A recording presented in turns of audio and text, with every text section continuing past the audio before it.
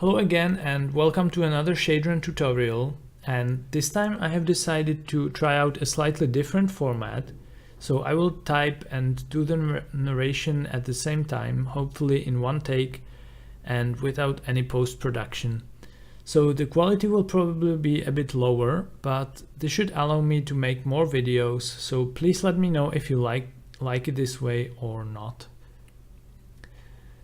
So what I have prepared today is a demonstration of how you can use Shadron to design a graphical effect, a blur effect in particular. And honestly, I don't know about any other tool that would allow me to do it with such ease. Well, it's basically the reason I made Shadron in the first place, because I was really lacking a tool like this where you can just easily design the shaders, and especially when it comes to testing the shaders on like images and see what happens in real time. So here we have an input image that we will try the shader on, and here we have a blank Shadron script. So let's start by loading the input image.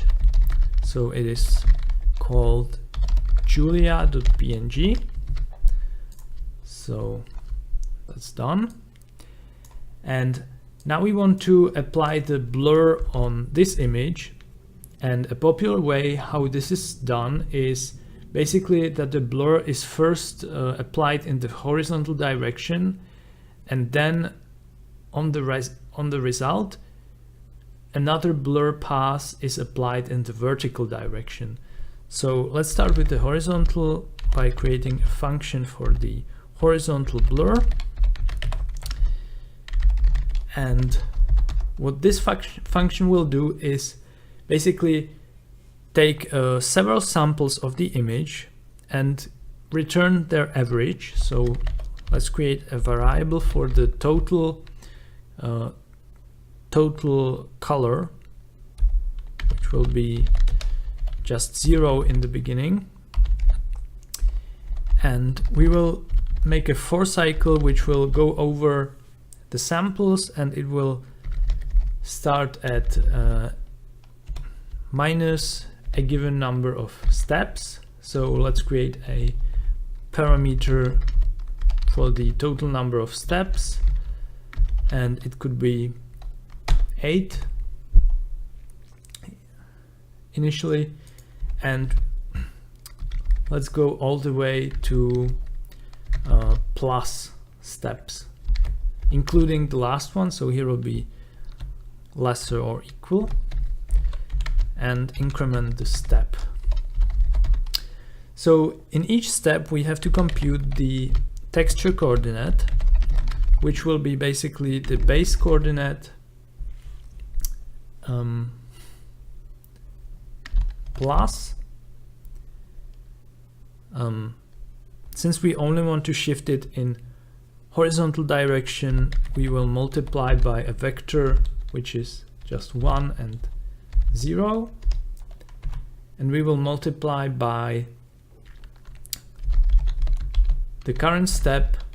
And for example, if we want each step to be 1 pixel from the next, we multiply by the size of 1 pixel, which is Shadron pixel size. Some people complain that they think these global values are too long. So what I recommend is just create an alias for this. For example, you can just call it px size, and you can now use this and don't have to type this out every time if it's a problem. So now we just sample the texture at this coordinate. So the texture input at text chord, and we will add this to the total.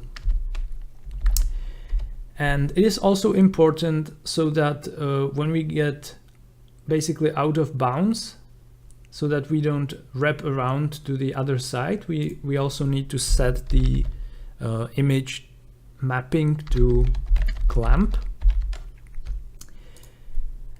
And in the end, we will just return the total divided by the number of steps, which is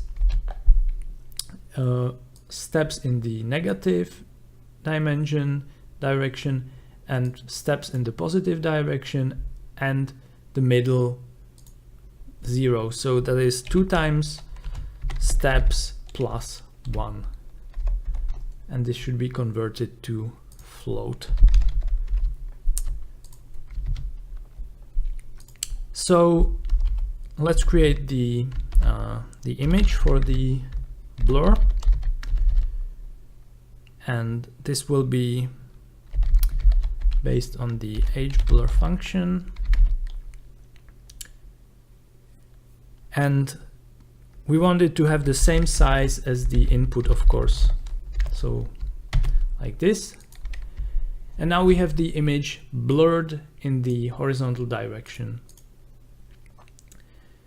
Right now we can control the intensity of the blur by the number of steps, but this isn't very practical, because if we want to blur it more, then it also takes more steps, which also makes the shader slower or more expensive to run. So it might be a good idea to instead add another parameter, which would be like a range of the blur range, which can be maybe up to some high value. And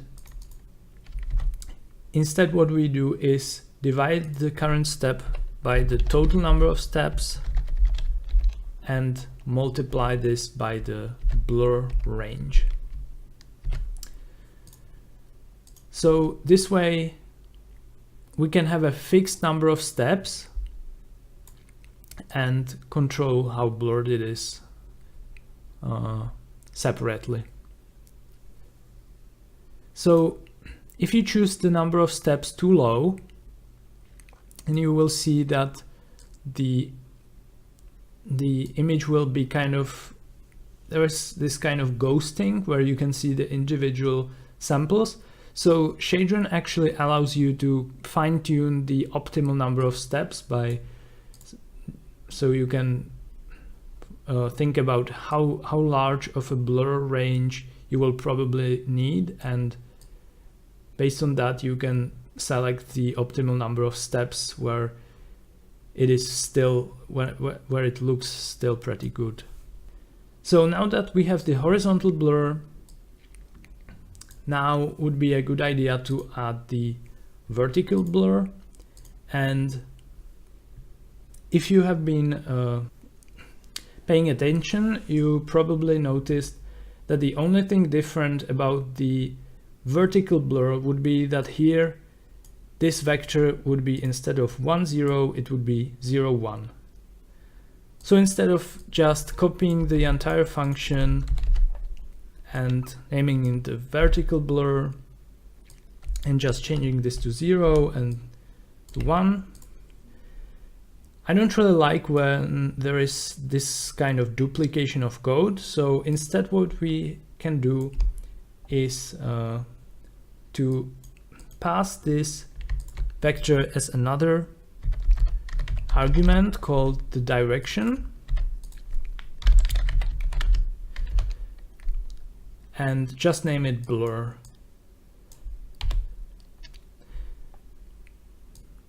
But the problem is, right now we will find that no function named blur with the correct interface exists.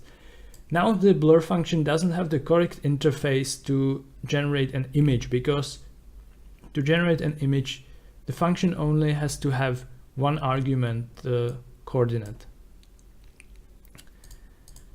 So how we can solve this in Shadron is using templates. So we can turn the function into a template where the direction will be the template argument instead of regular argument. And now we can, in the specification of the image, we can pass the direction as the template argument, like this. So now it works. And so we can easily make the vertical blur just like this.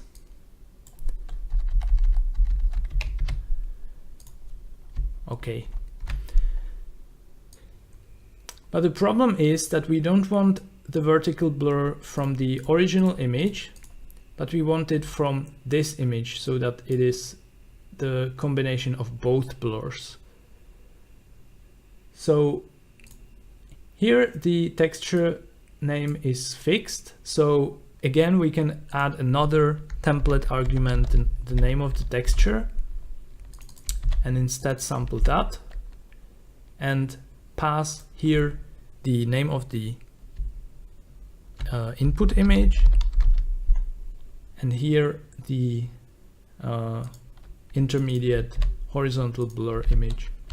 And of course we must not forget to also set the mapping to clamp on the intermediate image, so that we don't wrap around. So now, as you can see, the vertical blur is now applied to this, but the blur itself doesn't really look very good right now, because what we are doing right now is just a regular average function where every sample has the same weight. But when we want to sample a nicer blur function, like for example the Gaussian blur, what we need to do instead is to use some form of weighted average of the samples. So what we need is a blur weight function. So we will have a blur weight function which will accept a value, and it will return a weight for the sample.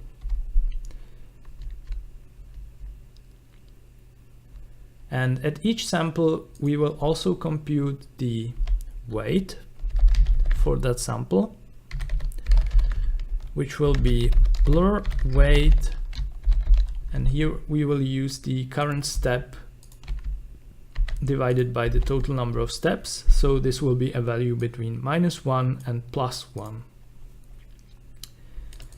And we will add it as a weighted sample. So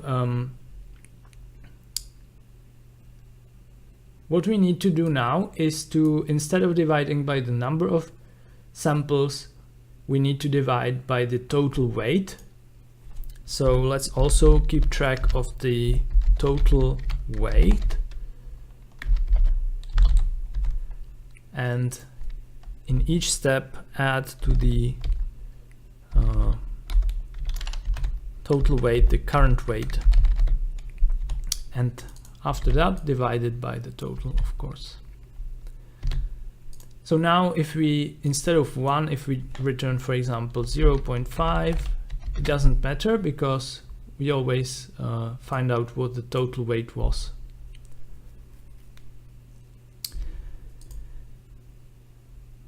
But anyway, I also prepared here a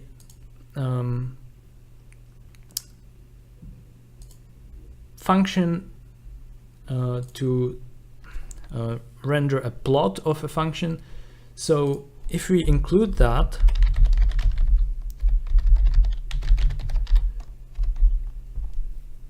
we can kind of visualize this blur weight function, and that allows me to better customize it, maybe. So let's create a weight plot out of the plot function which I've prepared. it is based on a similar function in one of the examples in Shadron if you are curious, so you can find it in the examples. And the first template argument here is the function that should be plotted. Next we have the minimum and maximum x and y, which will be from -1 to 1 and from 0 to 1. And then we have the resolution of the grid. So this would be, for example, 0.1.125. And the size of the plot doesn't really matter, so let's just choose some dimensions. We can actually make it resizable since it doesn't matter. So now we have a plot of the weight function, and as you can see right now it's just a straight line because we just put 0.5. So a slightly better function for the weight might be, for example, 1 minus the absolute value of x. So now it's like this sort of spike. And what this does is basically it gives the samples which are closer to the center a greater weight. So as you can see, it already looks much better, but we can even improve it by kind of smoothing the function using the smooth step.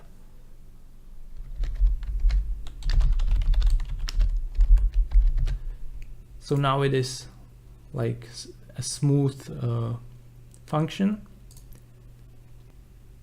So this already looks pretty good, but a more official blur function would be the Gaussian blur. So that is basically where the weight is a Gaussian function, which is actually the exponential function of minus half of x squared divided by some value sigma squared. So we also need a sigma value.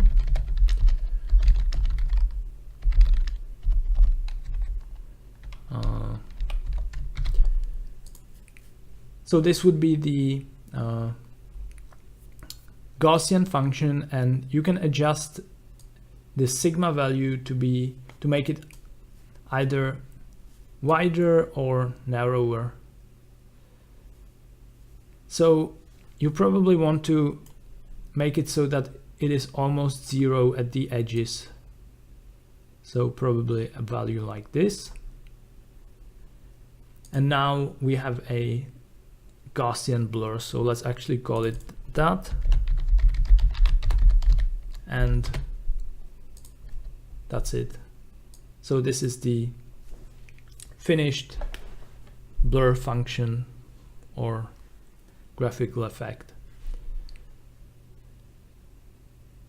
So the last thing I would like to show is a new feature in the Shadron version 1.1, where we can actually do an export of multiple images at once. So for example, if you wanted to apply this blur function on multiple images, so for example here I prepared several images, and you wanted to apply this shader on each of them, now you can simply do this.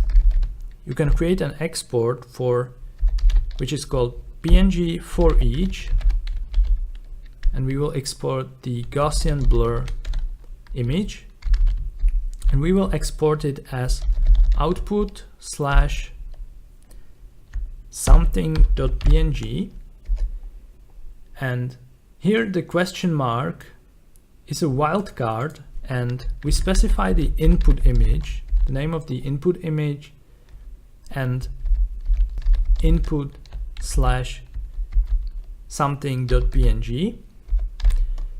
And this basically says that Shadron should cycle through all files which match this template, and for each of these create an output image.